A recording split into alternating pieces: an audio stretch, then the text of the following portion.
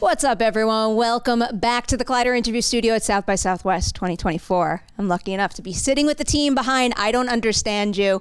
Was not ready for this movie, and I mean that in the best possible way. I really dug the horror comedy combo here. Thank you. Congratulations. Awesome. So Brian or David, I'll throw either of you this question, but a lot of our viewers will not know about your movie just yet. So can you give a brief synopsis? It's a married couple played by our lovely Andrew Rannells and Nicholas Kroll, are about to adopt a child and go on a Italian vacation, a baby moon, if you will, and on the night of their anniversary, get stuck in a ditch in rural Italy, and insanity ensues. Listen, that's all very accurate. I just want our viewers to know there's so much more beyond that you're gonna love. You're gonna love. I have a silly question for the whole group just to lean into that idea. I wanna know if, like, you, as in real you, were stuck in this situation. You went to another country, you're stuck in a ditch in a rainstorm. Who from the cast or crew of this movie would you most want with you? The person most likely to keep their cool and make it through the night? I think Morgan. I think Morgan. Because at least us as people or as character? Real people, no, as not real characters. People, yeah, Morgan he could carry you out. Yeah. So that's. But we should say that that part of this that story happened to David and Brian. I was reading that. So they made it out. Yeah. We did make it out, but it was scary, and one of us panicked, and I won't say which. It was me. I have to follow up on that. Like, what part of it kind of set you off, and how did you panic? I don't like not having control, and so I think the idea of being stuck in a ditch without cell phone service really set me off. Fair enough. I may have shook my hands a little wildly. I mean, that's still like low key freaking out compared to everything that happens in your movie. Yeah. Another question for the two of you, because I always love hearing about how things evolve along the way. What would you say is the biggest difference between draft one of this screenplay and what everyone will now see in the finished film? I think it's casting these guys and like their incredible comedic performances, like just sort of just took it to an 11. So it was truly like the best thing that could happen to any script is that you put Nick and Andrew in it. As far as I can tell. You listening to that, George Lucas? You watching this Collider, George? I hear he watches Collider often. Yeah. Not really, but maybe one. I know it's at the Vineyard. Look, the Ewoks aren't always around to hang out. So. I mean, it's a fair point. Nick and Andrew, a question for the two of you. Inspired by something, I think Brian had said this in our production notes. He was talking about how in this movie you needed to be adept to basically doing a shared performance. And it was just making me wonder, what does doing a shared performance mean to the two of you? We gave each other a lot of notes. Line readings, notes, face readings. Yeah. No, we really, I think we did have a very nice shorthand with each other. Yes. Right? And the good thing was we took turn. Well, I will only say this for myself. Nick took care of me when I got cranky in a way that I really appreciate. Like, he'd be like, do you want some candy? Do you need a snack? Maybe Andy needs a snack. Maybe it's time for another. And sometimes he would ask me, he'd be like, I need some candy. And I would go get him candy. We ate a ton of candy. Off-brand Italian candy. Like sour like strips, like throughout the night as we shot in Italy. We ate a ton of candy, and that kept us a little pep in our step. Yeah. And a tremendous amount of Italian cocaine was also very helpful in keeping us going. It was pharmaceutical grade. I figured. That was in my press notes too. Oh, thank you. Yes. Yeah. They just give it to you there. And I guess we're saying that obviously to let you know that we can stay awake, but also for George Lucas to know that we're dedicated to the craft, and we can stay up all night. You got that? Well, I'm going to follow up on this now. If you could be in a George Lucas production and play the role of your choice, what would you pick and why? It's very clear for me. One of the Star movies. Yeah. Never heard of it. Howard the Duck. Oh, Howard the Duck would be. That's such a great. That's a George Lucas movie. Yes, it is. It's a George Lucas movie. Do you think it can be resuscitated? Do you think a movie could be brought I back? mean, if anybody's gonna do it, it's the cast and crew of I Don't Understand You. What do you follow up an Italian horror comedy with? Howard the Duck. Howard the Duck 2. Yeah, nailed it. We also manifest things at this table, so now it's just going to happen. And then I'll be here to cover it. Like Howard the Duck goes on vacation to Greece and murders everyone. Doesn't Howard the Duck smoke like a lot? Yeah, it's awesome. It's awesome. It's very Can't Italian. be good for a bird. Can't be bird. I would watch the Howard the Duck version of this movie in a heartbeat. Yeah. You say that, and that's legitimately the revival version I would watch. Here we are. A question for the whole cast, because I love talking about the value of a good scene partner. Can you each name a time on set when a scene partner gave you just what you needed, where it helped you crush a tough scene or maybe tap into something in your character that you wouldn't have been able to reach without them? I'll just say, observing. We watched the premiere last night, and watching Andrew and Eleonora do this really fun scene at the end, near the end, this sort of like chase scene, and that was like the one scene Andrew and I were not in together, so I just got to watch that purely as a viewer. It was so fun. It was like genuinely exciting and dramatic, and also like weird and funny and dark, and Andrew all of a sudden is in The Shining, and it's really so watching them play that scene, like again as just a observer, was like a real pleasure to watch. Well, and I would say another scene that I was not in with you, perhaps the only one, was you and Morgan doing your whole I can't say what happens in that scene, but that was also very exciting and fun to watch, because I hadn't, to watch that with an audience, but and knowing what's coming, it makes it even more exciting. Yes. Good teases. How about for the two of you? We haven't shared a scene together, but I would say exactly the one with Andrew. He gave me exactly the atmosphere that was needed. Absolutely. Yeah. No, and also, I guess that scene that we have together, where I'm just sort of, telling you the story of my family in a certain way, and you're visibly terrified. It's really kind of delightful to play with. Yeah. All I can think of right now, too, because you said The Shining, is like now I need a remake of The Shining where the two of you played Jack and Wendy. Yeah, and we have these two Howard the Duck as the twins. I'm on board. Right? I'm just, now all of these on board things. To be Jack or Wendy. You really, I think you've got Jack, you've got the Jack face. Oh, okay. And I've got that sort of current day. Oh my God. Yeah, I think we're on to something. Great, thank you. This is so glad I this show. This show should be called Collaborator, because you're really giving us a lot of great ideas. I'll go back to a serious question here. Brian and David, correct me if I'm wrong on any of this. I'm the current day Shelley Duvall is what I'm trying to say. No, that's fine. David, feature directorial debut. Brian, this is your third feature as a director. David, can you tell me a learning curve you experienced directing your first feature, even though you have lots of acting experience? And then Brian, what is something you gained by co-directing for the first time?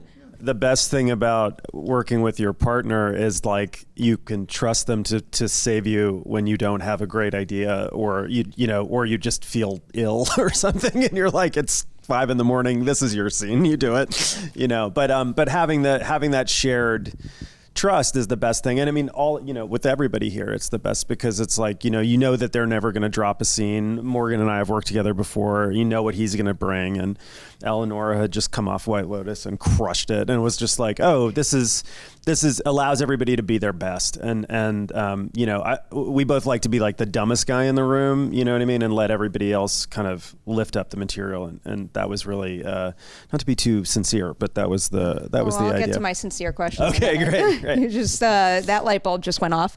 How about for you? I think for me, I mean, he kind of stole that part of it, which is like,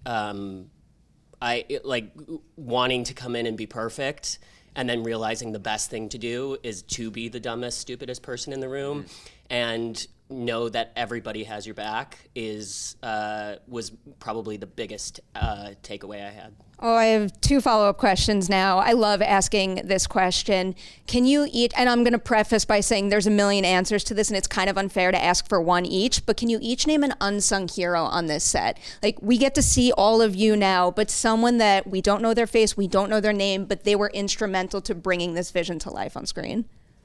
Sure. I mean, I think in that score for me, it would be Eugene Kolb, who is our associate producer and who assisted David and I through the movie, and just would, in the same way with them, would just sort of see you kind of veering into a danger zone and be like, nope, it's going to be fine, or and we will be forever grateful for his help on the movie. I guess it's not so unsung, but our 2 producers, Cara Durrett and Jesse Burgum, just from just the ultimate cheerleaders and collaborators and partners, and would never force anything upon us, but would stress things in a way that made us really feel confident, comfortable the entire time. Absolutely. There's a guy. There's one. I don't know if he was the gaffer, but there's one Italian crew member with the loudest, funniest voice. Oh yeah. And they Marco. You put him in the movie. He's like near the end of the movie in the airport. He has like one line where he's like screaming at a bunch of policemen, and the end of that movie where there's a bunch of smaller parts are all crew members, PAs, and it really, so it's like. That was really fun to watch, like, because movies are these things, you make these films that you're hoping that the world sees, but then they are also, no, let me hit the microphone when I move my hands, please. Thank you. You've spent so much time in Italy. You realize that, but for us to watch it, it is weirdly kind of like this weird home movie of this like very specific experience that you had.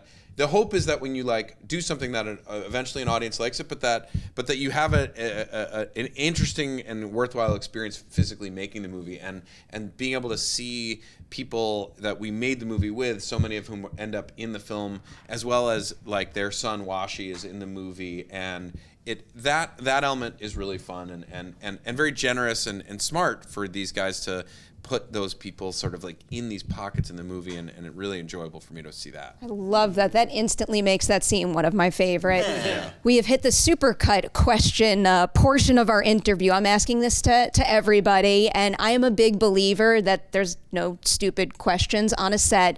So can you each tell me a seemingly silly question you've had about what it takes to make a movie that you wish you had the courage to ask sooner? It took me 6 seasons of working on Girls to know what jump the line meant. Someone just brought that up. That was something that I was just like, and would just go along with like, got it. Like, why is the camera over there? And I never stopped to ask until the 6th and final season. I was like, what does that mean exactly? And if someone wanted to know what that meant now. Ask Howard the Duck. Ask Howard the Duck. George will tell. I just found out when people would say, "Where's Nick?" and they said he's going 10-2 in his pants right now. I never knew what that meant. We have poo spray for that over there. Okay, right. You're like truly. Anybody else have a question that they would encourage, especially newer actors, to be able to have the courage to ask sooner?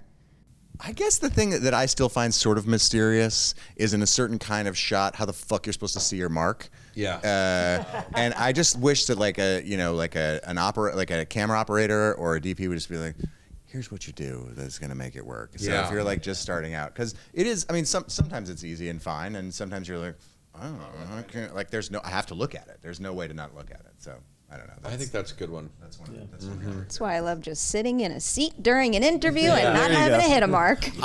Also, something that I think a lot of actors should be told that the great costume designer Ann Roth told me when I started working on film and TV stuff. She said, at the end of the day, hang up your costume or you look like an asshole. Dude. Yeah. Because a lot of people who don't, especially have started in theater, don't hang up their clothes at the end of the day. And she said to me, she was like, keep doing that, because if you don't do it, you're going to look like an asshole. So thank you, Ann Roth, Yeah. for teaching me that. And also, if you insist on making sure the crew does not make eye contact with you, never put that in writing. No, Like, that's trackable. Make it trackable. implied. So keep it verbal, keep it vague. And make sure that is accomplished. All very useful information. Anyone else want to throw one in before we wrap up? I've learned a lot today. I have one more future project. And by the way, what I mean to say is don't look Howard the Duck in the eye because you Exactly will get kicked that. off of a George Lucas house. Exactly that. Nick, you're getting my one future project question because I love Big Mouth and kind of breaks my heart that it's coming to an end. And I was wondering if you could maybe tease what kind of sense of closure fans will get, because when I think about that show coming to an end, I can't ever imagine my brain shutting off and not wondering what every chapter of those characters' lives are going to look like. That's a very thoughtful question, and this answer will be so useful in about a year when the season 8 comes out. But Big Mouth is a show about kids going through puberty. It's a show about change, and it's an animated show in a rare way where kids and the characters do change and evolve. And we just had our last table read and have been just finished writing it. And I think what we're attempting to do is say that, like, this show is ending, these kids in this moment in time, we're coming to a close with them, but they will continue to evolve and change, and that their stories aren't done. And yet, like what happens when kids go from high school or middle school to high school or whatever stages we're all in, college or making a film together, that you do have these condensed moments of time with people that are incredibly important and foundational, and you will evolve out of that into the next stage of your life. And so it feels like there's a finality, but also that there is this future ahead of you that is exciting and scary. And that's why I really want people to go see Roadhouse on Amazon Prime, not in theaters. No. Never. Roadhouse, the Howard the Duck remake, and then also your Shining remake together. Yeah, we've and done a also lot- this lot of movie projects, called I Don't Understand You, which truly is like a dark delight. It was so incredibly twisted in a way that made my horror comedy loving heart especially full. Your chemistry is truly something else as well. Huge congratulations on the film. Thank you so Very much. much. Thank you. I really appreciate it. Appreciate it.